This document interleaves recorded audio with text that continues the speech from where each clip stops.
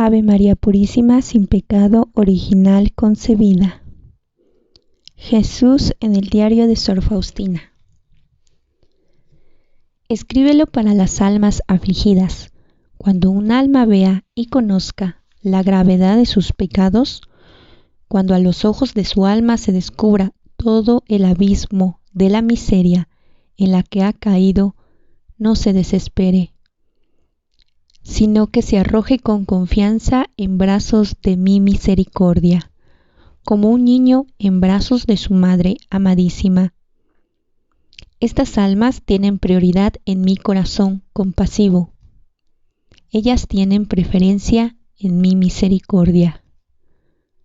Proclama que ningún alma que ha invocado mi misericordia ha quedado decepcionada ni ha sentido confusión. Me complazco particularmente en el alma que confía en mi bondad. Diario de Santa Faustina Kowalska, numeral 1541. Del Recinella, un poderoso abogado sin defensa. A principios de marzo 1986, Susan y yo nos reunimos con la señora Maxine y el constructor en nuestra nueva propiedad. El trato se cerraría con la aceptación de la casa ya terminada. La habíamos diseñado nosotros mismos, modificado un proyecto básico que él sugirió.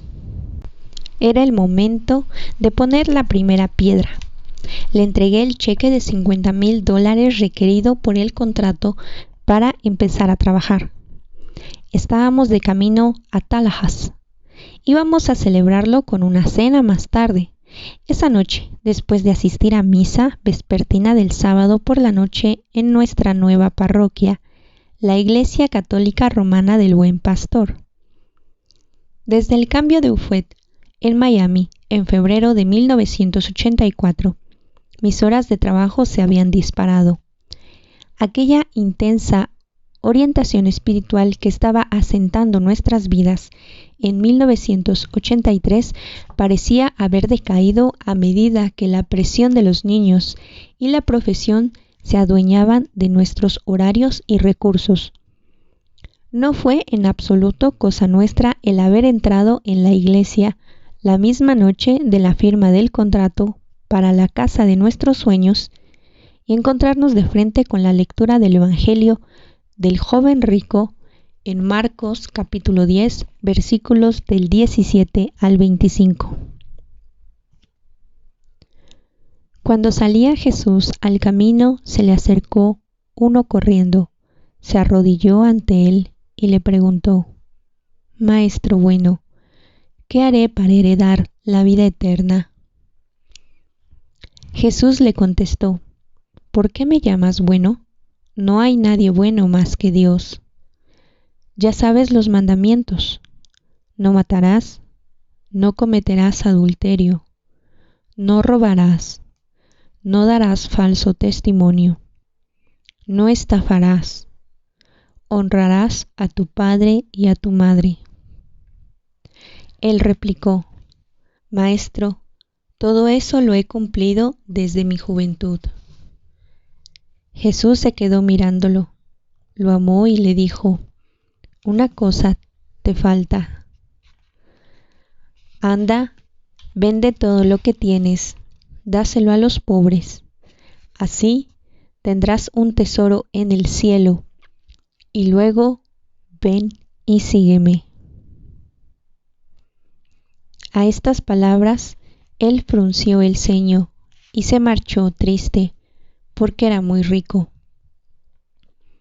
Jesús, mirando alrededor, dijo a sus discípulos: Qué difícil les será entrar en el reino de Dios a los que tienen riquezas. Los discípulos quedaron sorprendidos de estas palabras, pero Jesús añadió: Hijos, qué difícil es entrar en el reino de Dios. Más fácil le es a un camello pasar por el ojo de una aguja que a un rico entrar en el reino de Dios. Aunque la historia ya había sido leída antes en la iglesia muchas veces, esa noche la escuchamos por primera vez.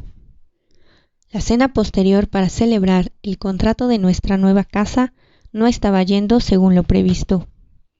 ¿Crees que él quiso decir lo que dijo? Susan había captado el hilo, dejó el tenedor y me miró fijamente. ¿Crees que Jesús quiso decir lo que dijo esta noche en el Evangelio? Me incliné hacia adelante para hablar más bajo, intuyendo conscientemente que cualquiera en el restaurante me oyera hacer esa pregunta, pensaría que estaba loco. Susan se encogió de hombros. ¿Alguno se cree que lo dijo en serio? ¿Alguno se lo toma al pie de la letra? Bueno, supongo que los sacerdotes y las monjas sí. Yo daba por sentado la conocida premisa por parte de los católicos romanos durante siglos que el Evangelio solo se aplica de forma literal para los llamados así llamada vida religiosa, sacerdotes, frailes y monjas. Pero el tipo con quien él hablaba en el Evangelio de esta noche no era un religioso. Era como yo, era como nosotros. Y Susan dejó sus palabras y su tenedor suspendidos en el aire. Y entonces la pregunta es, ¿Jesús quiso decir lo que dijo? No lo sé. Susan también bajó la voz intuitivamente. Nunca he oído a nadie hablar de ello. Yo tampoco. Tal vez deberíamos averiguarlo. Al principio empezamos a leer el Evangelio el uno al otro por la noche. Estábamos tan sorprendidos por lo desafiante de las palabras reales de Jesús que decidimos ni siquiera tratar de discutir el tema durante al menos 6 meses. En su lugar orábamos y estudiábamos sus palabras, cada uno por su cuenta, buscando una respuesta. A finales de septiembre de 1986, semanas después de mudarnos a nuestra nueva y espaciosa casa en Tallahassee, llegó la hora de sentarnos y comparar los apuntes. Bueno, no estoy seguro de qué hacer con mi respuesta, pero la tengo. Susan se recostó en una silla frente a la chimenea de la alcoba que formaba parte de nuestro dormitorio de más de 100 metros cuadrados. Yo también. Mi asentimiento y encogimiento de hombros en un único gesto indicaba que me encontraba en el mismo aprieto. ¿Quién empieza? Empezaré yo. Susan hojeó su Biblia hasta el Evangelio de San Mateo y encontró el final del Sermón de la Montaña. Mateo capítulo 7, versículos del 24 al 27. Por lo tanto, el que escucha estas palabras mías y las pone en práctica, se parece a aquel hombre prudente que edificó su casa sobre roca. Cayó la lluvia, se desbordaron los ríos, soplaron los vientos y descargaron contra la casa, pero no se hundió, porque estaba cimentada sobre roca. El que escucha estas palabras mías y no las pone en práctica, se parece a aquel hombre necio que edificó su casa sobre arena. Cayó la lluvia, se desbordaron los ríos, soplaron los vientos y rompieron contra la casa, y se derrumbó, y su ruina fue grande. No sé qué piensan los demás. Cerró el libro con el dedo entre las páginas, como un marcador que evitaría que esas palabras no predicadas, no pensadas y no discutidas desaparecieran si ella tuviera que volver a referirse a ellas. Pero obviamente Jesús sabe qué quiere decir lo que dice. Yo también he llegado a lo mismo. Entonces, ¿qué hacemos con esto? Mi mano derecha se extendió en un gesto que abarcaba simbólicamente nuestra monumental casa, incluidos los 22 altavoces en el techo. Y con esto, mi mano izquierda sosteniendo el libro de la palabra de Dios. Bueno, no tengo idea. Yo tampoco. El fuego crujió fuertemente en un chorro de chispas cuando el tronco de arriba cayó y rodó hasta el fondo. Parece que es mejor que oremos. Bueno, esto no va a ser fácil. Susan nunca había dicho palabras tan ciertas. Durante varias semanas, además de la oración, propusimos diversas formas de empezar a estar disponibles para el reino de Dios, pero seguía imponiéndose siempre el mismo obstáculo, el inquebrantable límite del tiempo. No había tiempo suficiente. Todos nuestros recursos de tiempo estaban comprometidos con las necesidades de ganar dinero y mantener nuestro próspero estilo de vida. Se dice que la bendición de tener recursos limitados hace de los seres humanos criaturas morales. Tener dinero limitado nos obliga a priorizar. Tener energía limitada nos obliga a escoger entre el bien mayor y los bienes inferiores. Y tener tiempo limitado nos obliga a escoger entre las cosas del Padre y las del mundo. Si el dinero, la energía y el tiempo fueran ilimitados, no haría falta escoger. Cualquiera podría hacer todo, pero son limitados y debemos elegir. Así que nos mantuvimos en oración para que Dios nos guiara. En noviembre de 1986 me desperté gritando después de un profundo sueño. Me encontraba bañado de sudor tras una gran pesadilla. Susan dio un salto de la cama, espantada por mis gritos de terror. ¡Hey! ¿Qué pasa? ¿Qué te hizo gritar? Un sueño, una horrible pesadilla. Fue muy real. Háblame de ello. Me encuentro aquí fuera de nuestro dormitorio, en el lado oeste de la casa, amontonando hojas con los niños. Es una tarde muy agradable. Todos están de buen humor. Yo estoy pensando en lo afortunado que estoy. Entonces me detuve tarareando las palabras. ¿Qué pasó? Entonces oigo una voz. Es más que una voz. Más que música. ¿Música? No acababa de describirlo. Es el sonido más dulce y hermoso que he escuchado en mi vida. Viene de donde se oculta el sol. Todo en mí sabe que debo seguirla. Así que empiezo a caminar hacia ella. Pero no puedo caminar, porque algo me retiene. ¿Y qué te retenía? No puedo mover mi pierna izquierda. Miro hacia abajo y hay una cadena enorme en ella. Eslabones enormes de acero en esta cadena que va desde mi tobillo hasta la casa. La cadena está incrustada en los ladrillos de la casa, justo en el exterior de la chimenea. Agité mi mano hacia la alcoba que sabíamos que era esencial para nuestra felicidad. ¿Qué hiciste? Intento arrancar la cadena. Intento como un loco romper los eslabones de acero, incluso romperme la pierna para sacarla, pero no se mueve. Y entonces me falla la voz mientras la desesperación y la angustia del sueño se apodera de mis sentidos. Y entonces la voz empieza a menguarse. No puedo alcanzarla. La voz se va. Estoy lleno de terror, porque la voz se va. No se trata solo de querer quitarme la cadena, se trata de la voz. Es tan hermosa que no puedo imaginarme no correr hacia ella. Trato de arrancar la cadena de la pared, incluso trato de arrancarla conmigo. Pero es inútil.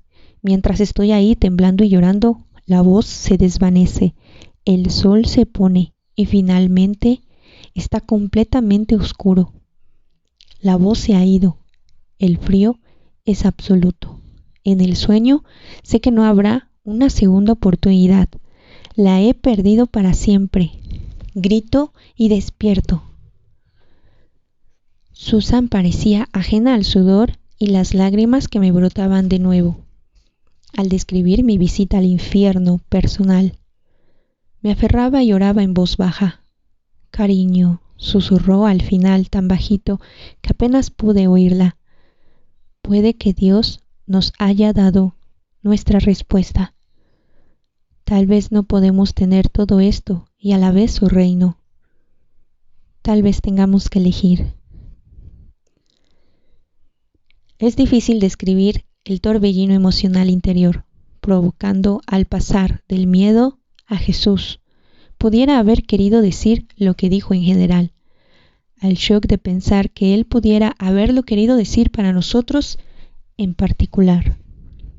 1 año y medio después, Dios me visitaría de nuevo. Como yanqui reubicado, nunca me había advertido de no comer ostras crudas en aquellos meses que no tuvieran una R en su nombre. Sin embargo, en cuanto mordí esa ostra cruda, supe que algo andaba mal. Tenía mal sabor. Señor Resinella, él aclaró su garganta. Se acabó. No pasará de esta noche. No puede vivir más de 10 o 12 horas más. No llegará a la mañana. Susan estaba absolutamente rígida, excepto por sus manos que frotaba arropando las mías. Sabía que él iba a decirlo. Nunca pensé que escucharía eso. Señor Resinella, tiene que poner sus asuntos en orden. Los niños nos habían visitado por la tarde. La madre de Susan los estaba cuidando en nuestra casa. Nuestro párroco vino para la extrema unción. Antes de perder el conocimiento, le dio un beso de despedida a Susan. Ella estaba llorando. Ella se quedaba. Ella estaría allí hasta el final. Estaba en la guardia de la muerte, aunque no habíamos oído aún el término. La fiebre subió tremendamente. No podía mantener los ojos abiertos. Quería hacerlo, pero no podía. Lo último que vi fue a Susan sentada junto a mi cama, mirándome como si las fuerzas de su mirada pudieran retenerme aquí. No podía. La fiebre se había abierto paso. Mis ojos se cerraron. Todo era oscuridad. De repente, en algún momento de la noche, me encontré de pie en el centro de una habitación. No era mi habitación del hospital, estaba oscuro, excepto por la iluminación que emanaba de la persona que estaba delante de mí. Lo reconocí inmediatamente. Era Jesús. Se veía exactamente igual a la foto que colgaba en mi habitación cuando era niño. Brillaba con un calor que se resistía a cualquier descripción. Era cálido y luminoso, fulgurante, penetrando toda la habitación e incluso mi cuerpo. Me miraba fijamente, pero no sonreía. Estaba profundamente triste. Había lágrimas en su rostro. Él lloraba suavemente. Extendió sus brazos hacia mí y agitó suavemente su cabeza con pena y decepción. ¿Qué has hecho con mis dones? El abogado dentro de mí respondió por instinto defensivo. ¿Qué dones? Mientras enumeraba mis habilidades, no parecía enfadado o disgustado, solo triste, muy triste. Yo no sería capaz de librarme de este anzuelo. Él detalló cada aspecto del intelecto, estudios, educación, personalidad y temperamento, que eran parte de mi éxito mundano. Todavía no entendía qué estaba pasando. No parecía un juicio, pero cada respuesta que me venía a la mente era defensiva. Bueno, yo he trabajado duro. Me he asegurado de que mis hijos vayan a las mejores escuelas. Incluso cuando las palabras salieron de mis labios, sucedía que estaba hablando en clave de clase alta y adinerada. Vivimos en un vecindario seguro. Mi familia está a salvo. Hubo esa sensación de nuevo. Mientras mi boca aún se movía y mis pensamientos escuchaba expresamente esa misma clave. Nuestro futuro está financieramente asegurado. Ahí estaba otra vez la voz en mi cabeza, en clave de hemos llenado nuestros graneros y estamos construyendo otro más grande. Solo que esta vez el pensamiento vino con un recuerdo de las palabras de Jesús en Lucas 12, versículos del 16 al 21, sobre los tontos que llenan sus graneros. Yo he cuidado de mi familia como hace todo el mundo.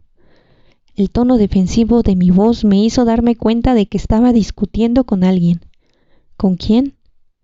Él no estaba discutiendo. ¿Con quién estaba discutiendo? ¿Conmigo mismo? Finalmente dejó caer sus brazos hacia abajo. Su expresión no era de condena. Más bien era como la mirada de abatimiento de un padre que le ha dicho algo a su hijo adolescente 1000 veces y está a punto de creer que el niño aún no lo ha escuchado. Él habló con una súplica que rayaba en la indignación. Dale, ¿qué pasa con toda mi gente que está sufriendo? En ese momento fue como si estuviera en una playa y de repente e inesperadamente cayera sobre mí una ola de 3 metros de alto. Yo no estaba en una playa y la ola era completamente transparente, invisible, pero tangible. Podía sentir su sustancia y era ácida, corrosiva, en extremo. Sentí que iba a disolver mi propio ser en ella. De algún modo, supe al momento que el ácido era la vergüenza del egoísmo y el narcisismo de mi vida. Mi familia era una excusa para cuidar solo de mi ego, mi falso sentido de importancia. Yo luchaba contra la sensación de disolución que penetraba cada célula de mi ser, tratando de dar una respuesta coherente. Por favor, reuní todas mis energías para mi última súplica, mientras Jesús seguía ante mí, con las lágrimas en sus ojos. Por favor, te lo prometo, dame otra oportunidad y lo haré de otra forma. Así fue todo. La ola se había ido. La habitación estaba oscura. Serían las 6:30 cuando abrí los ojos a la mañana siguiente. Susan había estado sentada al lado de mi cama toda la noche esperando que muriera. Me estremecí ante la realidad de mi última imagen visual antes de la noche, mi último recuerdo de ella en este mundo. No estoy muerto, ¿verdad? Mi voz autodelantó su sorpresa al oírse de nuevo. Hubo un largo silencio antes de que ella respondiera. Bueno, ¿te ves muy mal? Susan sonrió con toda ironía y su larga y dura noche. Obviamente no estás muerto. Hubo otro largo silencio. Oh. Mi suspiro contenía todo el peso de no tener ni idea de lo que le había prometido a Jesús que iba a hacer. Ya no había fiebre, la bacteria había desaparecido. El doctor dijo que era verdaderamente imposible. 3 años después, la bacteria sería identificada como Vibrio vulnificus, una bacteria carnívora que causa una intoxicación alimentaria mortal e infecciones en las heridas. Es terriblemente mortal contra la simple exposición externa, y yo me la había tragado. A pesar de ello, mi oración fue escuchada. Me vi a mí mismo, mis elecciones y mi vida como Dios las ve. Jesús quiso decir lo que dijo. La historia completa de Dale Recinella se encuentra en su excelente libro Now I Walk Up the Road. Dale y su familia experimentaron un cambio radical de vida después de sus encuentros con la palabra viva. Él llevó desde entonces una vida con poco dinero, pocas posesiones y un gran amor a Dios, que lo llevó a atender en la prisión a hombres condenados a morir. El libro lo pondré en la caja de descripción. Jesús, manso y humilde de corazón, haz mi corazón semejante al tuyo.